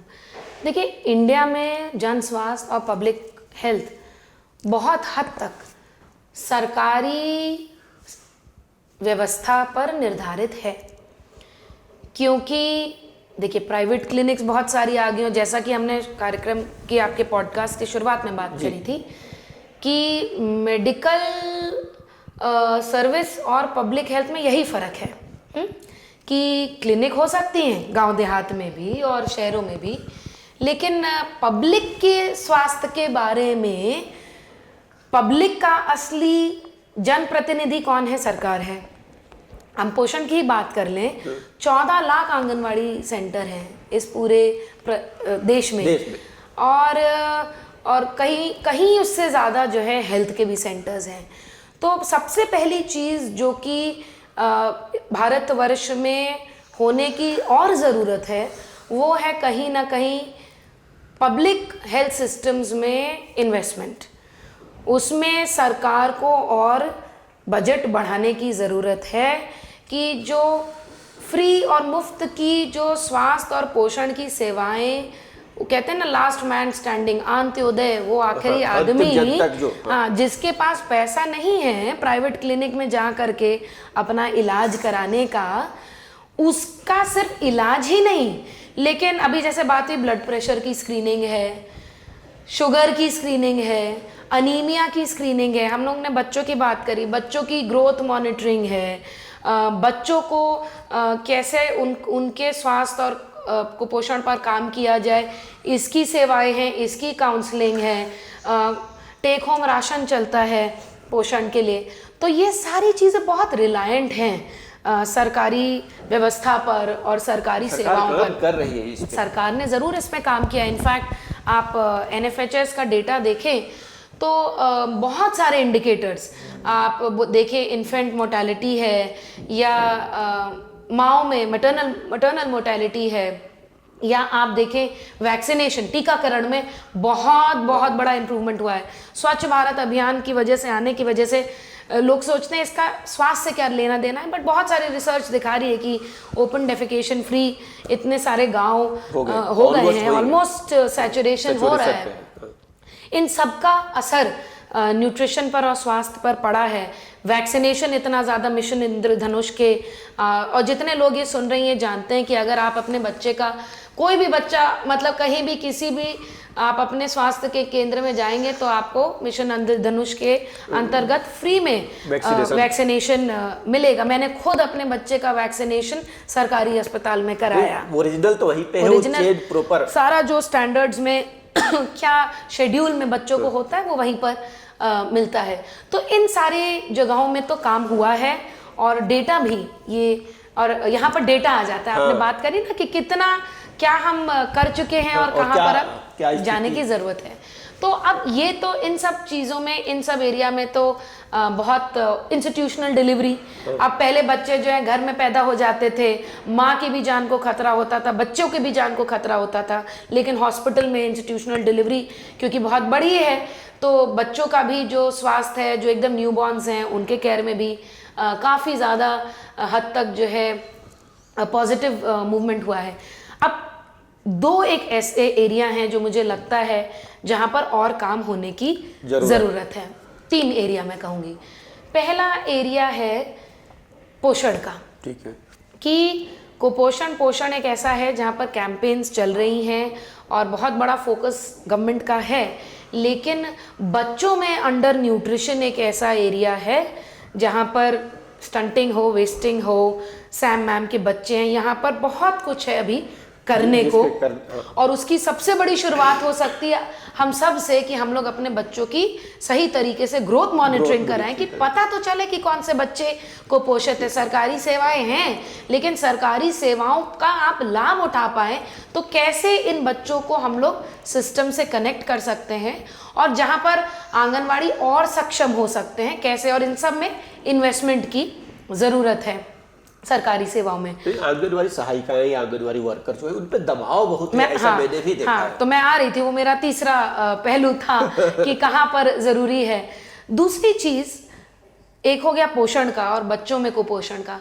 दूसरा जो कि अगेन कुपोषण से रिलेटेड है, लेकिन उसका इम्पैक्ट आपके हेल्थ पर, आपकी डायबिटीज़, शुगर, हाइपरटेंशन सब पर होता है, वो है आजकल जो जंक फूड्स का कंजम्पशन बढ़ गया है, जो आजकल लिटरली टाइम बॉम्ब इंडिया में टिक कर रहा है डायबिटीज़ का और ब्लड प्रेशर का। जो भी ये कार्यक्रम सुन रहे होंगे, घर में एक ना एक आदमी ज़रूर होगा जो शुगर की दवाई खा रहा है या बीपी की दवाई खा रहा है, उसको मोटापा हो गया है। फिजिकल एक्सरसाइज हम लोग करते नहीं हैं। पहले हम लोग के दादा नाना थे जो 5 बजे उठ करके व्यायाम करते थे, और हम लोग बचपन में मजाक उड़ाते थे कि क्या दादू बाहर चलते हैं ना खाना खाने, तुम दादू कहते हैं नो आई डोंट रिलिश बाहर का खाना, मैं तो घर का ही खाना खाऊंगा। और आज वही दिखा रहा है कि हम लोगों ने क्योंकि अपनी लाइफस्टाइल इतना खराब कर दिया है कि मिलेट्स को छोड़ दिया है एकदम ना। हम लोग हेल्दी खाना, हम लोग घर ही का खाना नहीं खाना चाहते हैं, मिलेट्स तो आप छोड़ दीजिए, हम लोग बाहर का ही खाना खाना चाहते हैं। तो जंक फूड्स, लो फिजिकल एक्टिविटी, इसके साथ साथ होममेड खाना नहीं खाते, और इसके साथ साथ जो थोड़ा पोल्यूशन भी बढ़ रहा है इस सब का, और मेंटल स्ट्रेस इतना ज़्यादा है, स्क्रीन टाइम ये, और फिर जब पूरे टाइम स्क्रीन और टीवी देखते हैं तो रात में चिप्स और कोला खाने की जो है अर्ज हो जाती है। तो ये सब दूसरी सबसे बड़ी प्रॉब्लम जो कि इस देश को हैंडल करना पड़ेगा और इसमें बिहेवियर चेंज का बड़ा हाथ रहेगा, वो है जो हमको डायबिसिटी का टाइम बॉम्ब टिक कर रहा है। मतलब डायबिटीज़ और ओबेसिटी का, ये बच्चों में भी है, ये बड़ों में भी है। तीसरा जो एक सबसे महत्वपूर्ण एरिया है जहाँ पर और ज़्यादा काम करने की ज़रूरत है पब्लिक हेल्थ को, वो है एकदम फ्रंट लाइन पर। कि अल्टीमेटली हम कितनी भी बात कर लें, हम भी मिनिस्ट्री के साथ काम करते हैं, पोषण अभियान पर काम करते हैं, पोषण 2.0 पर करते हैं, लेकिन जो भी नीतियां बन रही, कुछ भी रिसर्च होती है, रिसर्च से नीतियां निकलती हैं, नीतियों से कार्यक्रम बनते हैं, सेंटर बनाता है, सेंटर से स्टेट पर जाता है, स्टेट का डिपार्टमेंट होता है, हाँ, फिर वो नीचे जाके डिस्ट्रिक्ट पर जाता है, डीएम्स भी आते हैं। अब हम लोग कोशिश कर रहे हैं पोषण में डीएम का रोल बढ़ा पाएं, मॉनिटरिंग का, फिर डिस्ट्रिक्ट ऑफिसर आता है, फिर आपके ब्लॉक के अधिकारी आते हैं, और फिर आप चले जाओ, हाँ, पंचायत भी आता है, फिर आप फाइनली जो एकदम एंड में ग्रास रूट पर कौन रह जाता है, वो आशा वर्कर, और वो आंगनवाड़ी वर्कर। और अल्टीमेटली हम बड़ी बड़ी बातें करते हैं पब्लिक हेल्थ की, लेकिन असली पब्लिक हेल्थ, हाँ, असली पब्लिक हेल्थ को लेकर के आपके डोर स्टेप तक वही आंगनवाड़ी दीदी या आशा दीदी या एएनएम दीदी ही जा रही हैं, या आजकल कम्युनिटी हेल्थ ऑफिसर्स हैं, वही लोग जा रहे हैं। बट सबसे बड़ी आयरनी, सबसे बड़ा एरिया, और इस पर देखिए हर चीज़ ब्लैक एंड वाइट नहीं होती है। जब हम लोग पब्लिक हेल्थ की पढ़ाई कर रहे थे तब आशा और आंगनवाड़ी वर्कर्स की सिचुएशन और भी गंभीर थी, हाँ। उसमें बहुत सुधार आया, स्पेशली आशा वर्कर्स के ट्रेनिंग और, हाँ, भारत में भी जोड़ लिया, करेक्ट, ट्रेनिंग और कैपेसिटी बिल्डिंग। तब तक तो कोई जानता ही नहीं था, कोविड आया तो लोगों को समझ में भी आया कि ये लोग असली हमारे वॉरियर्स हैं, असली कोविड वॉरियर्स हैं, उनको सम्मान भी मिला है सोसाइटी में और उनकी ट्रेनिंग भी हुई है। लेकिन बहुत ज़्यादा ज़रूरत है कि वो दीदी जो आपके घर तक, आपके किवाड़ तक जो है पब्लिक हेल्थ लेकर आ रही है, आप उसके बारे में भी सोचें, और सरकार सोच रही है। लेकिन सबसे पहली बात, उनका वेतन बढ़ाने की ज़रूरत है। 8-10 हज़ार रुपये उनको मिलता है, और उनसे एक्सपेक्टेशन रहती है कि आपके अंडर जो है 1000-2000 बीमार लोग हैं, आपको उन तक जाकर के सेवाएं पहुंचानी है। तो कहीं ना कहीं उनकी जो वेतन है, फैमिली को अगर चला पाएंगी एकदम, तभी तो अपना स्वस्थ रह पाएंगी, स्वस्थ रह पाएगी जी। तो 2-3 चीजें हैं, एक तो उनका वेतन, दूसरा बड़े सारे उनके कॉन्ट्रैक्चुअल होने के चक्कर में इश्यूज भी रहते हैं कि उनकी जो ग्रीवेंसेस हैं वो कैसे सुनी जाएं, और उस पर जो है सरकार को जो है और भी सोचना चाहिए। बिहार में अभी देखिए आंगनवाड़ी दीदी के लिए, उनके लिए बढ़ाया गया है, तो उससे अगर आप वेतन बढ़ाएंगे, दूसरा उनकी खुद की ट्रेनिंग, जिसको कहते हैं हैंड्स ऑन ट्रेनिंग, ये नहीं कि कोई कुछ भी मॉड्यूल बना दिया और छोड़ दिया हवा में, लेकिन हैंड्स ऑन ट्रेनिंग। आजकल अब जैसे बहुत सारी चीज़ें डिजिटाइज हो रही हैं, तो उनकी डिजिटल लिटरेसी कैसे बढ़ पाएँ, आप उनको एक अच्छा टैबलेट, बड़ा टैबलेट अपनी सरकारी सेवाएं, स्वास्थ्य की सेवाएं दे रही जिसमें उनको डेटा रिकॉर्ड करना है, वो आप उनको अच्छे से दे पाएँ, उनकी डिजिटल लिटरेसी पर कैपेसिटी बिल्डिंग कर पाएँ, उनकी भी जो ग्रीवेंसेस हैं उसको सुनने का एक, हाँ, क्योंकि क्या होता है ना, बहुत बार काफ़ी ग्रीवेंसेस होती हैं, तो काफ़ी बार यूनियंस भी जो है इसको पॉलिटिकल इशू बना करके एक अलग ही दिशा में ले जाती हैं, और फिर इशू वही, और फिर वो इशू पॉलिटिकल हो जाता है, और असल में वो आंगनवाड़ी वर्कर का कोई फायदा नहीं होता है।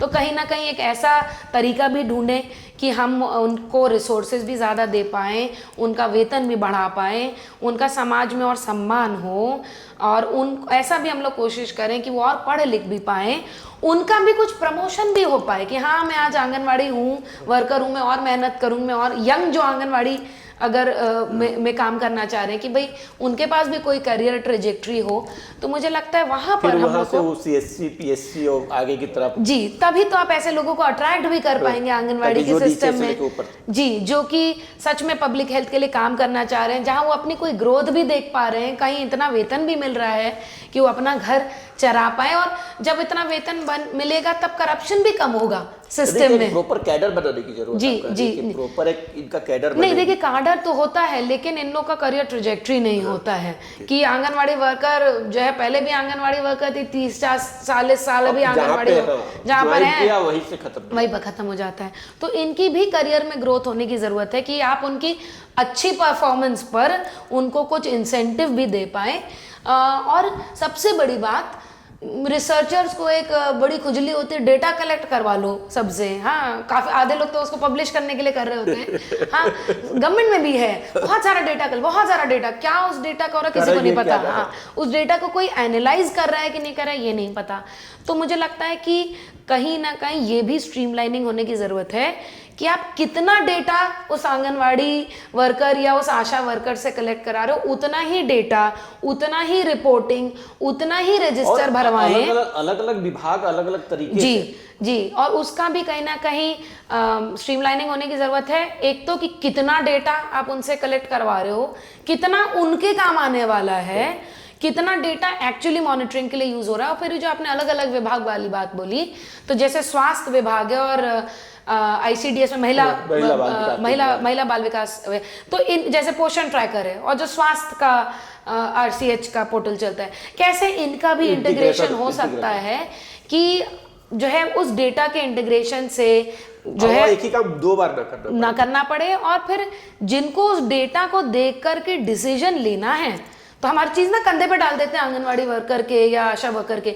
उनके जो सुपरवाइजर्स मिड लेवल वाले ऑफिसर्स हैं, खैर सब कुछ कहेंगे वो भी ओवरवर्क्ड हैं, लेकिन कहीं ना कहीं वहां पर वैकेंसीज भी भरने की जरूरत है। मैं तो देखिए आंगनवाड़ी इस एरिया को ही जानती हूँ, तो जैसे लेडी सुपरवाइजर होती है आंगनवाड़ी के ऊपर, उनमें इतनी सारी वैकेंसीज हैं, उनमें भी वैकेंसी भरने की जरूरत है। और उसके ऊपर जो ब्लॉक ऑफिसर्स आते हैं, डिस्ट्रिक्ट ऑफिसर्स आते हैं, DMs को भी स्ट्रेंथन करने की जरूरत है कि DM भी हर महीने अपनी जिला पोषण समिति के थ्रू या जो हेल्थ सोसाइटी की मीटिंग होती है, पूछें कि मेरे डिस्ट्रिक्ट के बच्चे कैसा कर रहे हैं, उनका स्वास्थ्य, कितने बच्चों की ग्रोथ मॉनिटरिंग हुई। DM तो अभिभावक है ना जिले का। एकदम एकदम। और अगर DMs की लीडरशिप और बढ़ाई जाएगी हेल्थ और न्यूट्रिशन के एरिया में, तो कहीं ना कहीं जो ये हम कन्वर्जेंस की बात करते हैं ना कि ये विभाग इस डायरेक्शन में, इस दिशा में सोच रहा है, ये विभाग इधर सोच रहा है, वो कहीं ना कहीं DM एक माध्यम बन सकता है। वहां से मर्ज होकर चीजें निकलेंगी, वहां से मर्ज होकर के स्वास्थ्य की सेवाएं इंटीग्रेटेड वे में मिल सकती है गांव तक जाएगी एकदम। और ये जो हम डेटा की बात करें, ये डेटा यूज भी हो सकता है, मॉनिटरिंग भी हो सकती है कि अगर आपको लगता है कोई हॉटस्पॉट्स हैं, यहाँ पर सेवाएं नहीं पहुंच पा रही हैं, तो फिर डिस्ट्रिक्ट एडमिनिस्ट्रेशन के माध्यम से भी डुप्लीकेसी से भी बचेगी। हाँ, डुप्लीकेसी से भी बचे। और जहां पर सेवाएं नहीं पहुंच पा रही हैं, डिस्ट्रिक्ट एडमिनिस्ट्रेशन के माध्यम से भी 2-3 डिपार्टमेंट साथ में आकर के, कहीं सपोज आंगनवाड़ी नहीं बना है, मनरेगा के थ्रू सक्षम आंगनवाड़ी अपग्रेड होना है, तो ये सब सारी चीजें, कोई आंगनवाड़ी में पानी नहीं है, साफ सुथरा जल नहीं मिलता वहां पर, तो आपके पास ड्रिंकिंग वाटर का डिपार्टमेंट से कोई आ रहे हैं, तो वो वहां पर जाकर के सपोर्ट कर सकते हैं। कोई कहे कि अच्छा हम ना एकदम ही कुपोषित जो बच्चे हैं उनका कैंप चलाना चाहते हैं, या माओ में अनीमिया का कैंप चलाना चाहते हैं, तो पंचायती राज से कोई आएगा तो कह सकते हैं कि भैया हमारी कैंपेन शुरू होने वाली है, आप भी इसमें स्वास्थ्य का जोड़िए। तो ये बहुत एक मॉडल, स्वास्थ्य एक कॉम्प्रिहेंसिव विषय है और सब जोड़ना पड़ेगा। और आपने कोविड में देखा कि डिस्ट्रिक्ट एडमिनिस्ट्रेशन ने जब अपने कंट्रोल में लिया स्वास्थ्य का पूरा एजेंडा, तो उसकी मॉनिटरिंग अपस्ट्रीम डाउनस्ट्रीम बहुत अच्छे से हुई, क्योंकि उन्होंने स्टेट से और सेंटर से भी कोऑर्डिनेट किया और अपने पूरे डिस्ट्रिक्ट में जो है नीचे अपने ब्लॉक तक जाकर, सेक्टर तक जाकर के सेवाएं पहुंचाई। यानी कि ओवरऑल ये जो ब्रिजिंग द गैप है उसकी अपने चर्चा कर ली, और हम लोग, हमें लग रहा है कि इस पोषण वाला जो विषय है इस पे ठीक ठाक हम लोगों ने बातचीत कर ली। आपके हार्वर्ड से लेकर के और इंडिया में आने तक की सारी बातचीत हम लोगों ने कर ली। एक और जो विधा है वो डॉक्टर अनन्या अवस्थी जी के पास है। मैं बोलने वाली थी, अब क्या बच गया, अब चाय पीने का टाइम हो गया। लेकिन वो चाय पीने से पहले की विधा है। ठीक है, तो वो विधा है, डॉक्टर अनन्या अवस्थी बहुत अच्छा गाती भी है, और कम लोग जानते हैं कि अनन्या अवस्थी एक गायिका भी है और DNA में है गायन। और डॉक्टर अनन्या अवस्थी, अगर आप कुछ गुनगुना दें, और जो आपकी गायकी है, हम चाहते हैं कि हमारे पॉडकास्ट के जो लोग हैं डॉक्टर अनन्या अवस्थी, ये तो तुमने गुगली फेंक दी। अब मैं सोच रही हूँ क्या क्या क्या गा सकते हैं। हाँ, लोक गायन से कुछ आप गा सकती हैं, और लोगों के स्वास्थ्य का विषय है, संगीत तो स्वास्थ्य से जुड़ा हुआ। अच्छा जी, सोचने दीजिए। ये आप वो कर दीजिएगा, क्रॉप कर दिया, मैं सच में सोच रही हूँ। लोक गायन गाते हैं।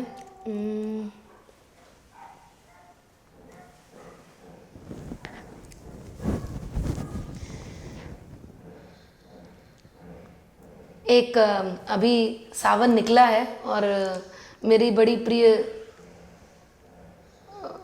ऋतु सीज़न है पूरा। अच्छा चलिए क्रॉप कर दीजिएगा। अभी सावन निकला है और एक मेरे दिल के करीब एक बड़ा प्रिय गाना है जो मैंने अपनी माँ से सीखा है, सुना है, तो उसको गुनगुनाने की कोशिश करती हूँ।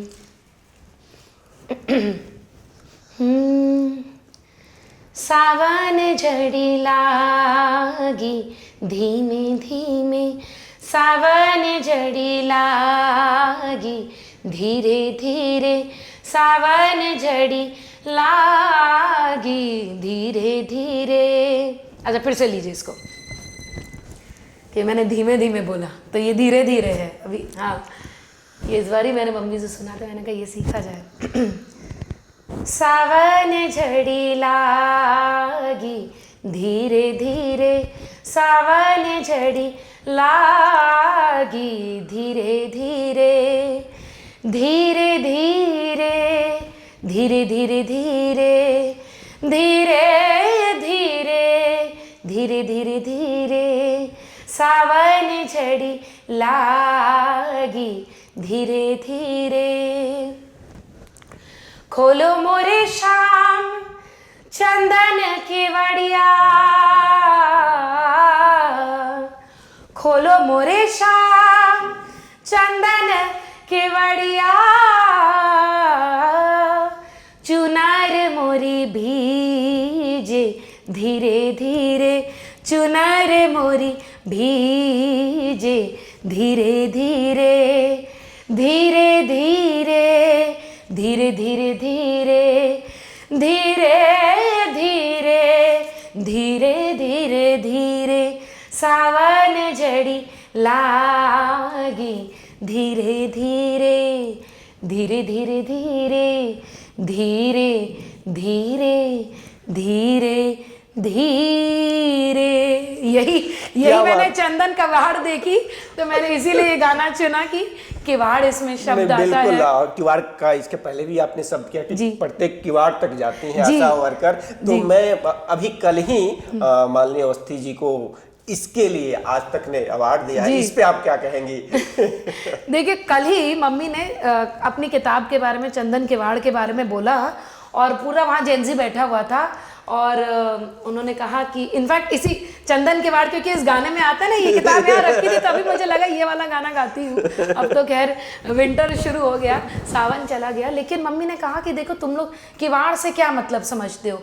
किवाड़ इज नॉट अ डोर, किवाड़ होता है मंदिरों का, किवाड़ होता है पुराने घरों का, हवेलियों का। तो इस किताब के माध्यम से उन्होंने कोशिश करी है कि जो हमारी लोक संस्कृति है, लोक परंपरा है, फोक ट्रेडिशन है, जो लिव्ड एक्सपीरियंस है, जो ओरल ट्रेडिशन आपकी दादी, नानी, ताई जी, चाची, जिन्होंने इतने वर्षों में जो गाने गाते हुए ओरल ट्रेडिशन से एक जनरेशन से दूसरे जनरेशन तक पास किए हैं, उन सब गानों के पीछे क्या कहानी थी, ये कहानी उन्होंने इस किताब के माध्यम से बताई और इसको कल ही साहित्य आज तक और उसके माध्यम से इसको अवार्ड दिया गया जी। नहीं, इसके लिए और मैं भी मालिनी अवस्थी जी को, जिनको मैं अपनी बड़ी दीदी के रूप में मानता हूँ, मैं अपना अभिवादन, अपनी बधाई और प्रेषित करता हूँ चंदन किवाड़ के लिए। मैंने इसको पढ़ा है और कमाल की है, जैसे जैसे अंदर जाते हैं वैसे वैसे मतलब रियल में वो पुराने यादें खुलती जाती हैं और बेहतरीन एक किताब है। और दीदी का जो डीएनए है वो आपकी गायकी में भी दिखा और है, और उस विरासत को आप आगे लेके जा रही हैं और इसके लिए ढेर सारी शुभकामनाएं हम स्वस्थ भारत की तरफ से, स्वस्थ भारत मीडिया की तरफ से भी आपको देते हैं अनन्या जी। और जो बातचीत अभी हुई, हमें लगता है कि ये कुल मिला के 1 घंटे के आसपास हम लोगों ने बातचीत की होगी और इस बातचीत में पोषण, जन स्वास्थ्य, भारत का जन स्वास्थ्य, हार्वर्ड, दूसरे दुनिया में क्या चल रहा है, रिसर्च, इन तमाम विषयों पे हमने बातचीत किया। आपके बच्चे का स्वास्थ्य कैसे बेहतर होगा, माँ का स्वास्थ्य कैसे बेहतर होगा, बालिकाओं का स्वास्थ्य कैसे बेहतर होगा, सरकार क्या कर रही है, कहाँ पे गैप है, इन तमाम गैप को कैसे दूर किया जाए, इन तमाम बातों को डॉक्टर अनन्या अवस्थी ने बहुत ही तन्मयता के साथ बताया है। तो हमें लगता है कि इसी तन्मयता के साथ आपको भी इस पूरे वीडियो को, पूरे पॉडकास्ट को देखना चाहिए और उसके एक एक जो बात है उसको समझना चाहिए। खुद तो समझना ही चाहिए, अपने आसपास के लोगों को भी समझाना चाहिए, क्योंकि यह पूरा जो थर्मामीटर है ये आपके लिए है और ये पब्लिक हेल्थ को ही समर्पित है। यह स्वास्थ्य जागरूकता के लिए हम सभी ऐसे चिकित्सकों से जो सेहत के क्षेत्र में काम कर रहे हैं उनसे ऑथेंटिक जानकारी लेकर के आ रहे हैं, क्योंकि वैसे तो जिस प्लेटफॉर्म पे हम इस तरह की जानकारी लेके आ रहे हैं, तमाम तरह की और भी जानकारियां हैं, लेकिन उसको हम ऑथेंटिक कितना कहेंगे मैं नहीं कह सकता हूं। तो ऑथेंटिक जानकारी लेकर के वास्तविक किस चीज की आपको जरूरत है और कितने डोज की आपको जरूरत है वो लेके हम आ रहे हैं। तो इस डोज के साथ आप बने रहिए और इस थर्मामीटर के साथ आप बने रहिए और स्वस्थ भारत मीडिया का जो यह चैनल है उसको सब्सक्राइब तो जरूर ही कर लीजिए, ताकि इस तरह के और भी कैप्सूल फॉर्म में आपको सूचनाएं, सही सूचनाएं, तथ्यपरक सूचनाएं, जिनकी जरूरत है आपको वैसी सूचनाएं हम लेकर आते रहेंगे। बहुत बहुत धन्यवाद। और डॉक्टर अनन्या अवस्थी जी को भी एक बार फिर से बहुत बहुत धन्यवाद और आभार। Thank you.